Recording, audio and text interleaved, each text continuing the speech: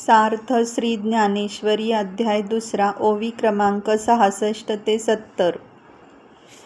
जैसी बीजे सर्वथा आहाळली, ती सुक्षेत्री जरी पेरिली, तरी न विरूढ सिंचिली, आवडे तैसी. ना तरी आयुष्य पुरले आहे, तरी औषधे काही नोहे. एथ एकची उपेगा जाये, परमामृत. तैसे राज्यभोग समृद्धी, उज्जीवन नोहे जीव बुद्धी. एथ जिव्हाळा कृपानिधी, कारुण्य तुझे. ऐसे अर्जुन तेथ बोलिला, जव क्षण एक भ्रांती सांडिला. मग पुनरपि व्यापिला, उर्मी तेने. की मज पाहता उर्मी नोहे, हे अनारिसे गमत आहे. तो ग्रासिला महामोहे, काळ सर्पे.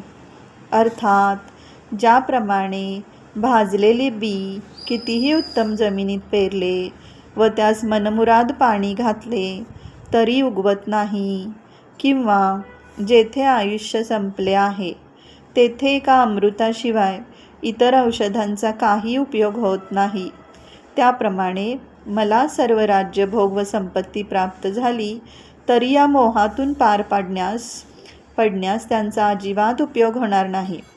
तर हे कृपानिधे, तुझ्या कृपेचा जिव्हाळाच उपयोगी पडेल. याप्रमाणे क्षणभर भ्रम दूर झाल्यामुळे अर्जुन त्या ठिकाणी बोलला, परंतु त्याला पुन्हा मोहाने झपाटले.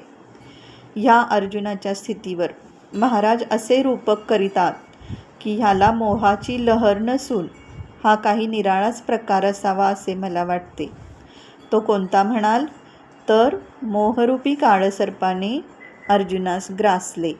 रामकृष्ण हरी माऊली.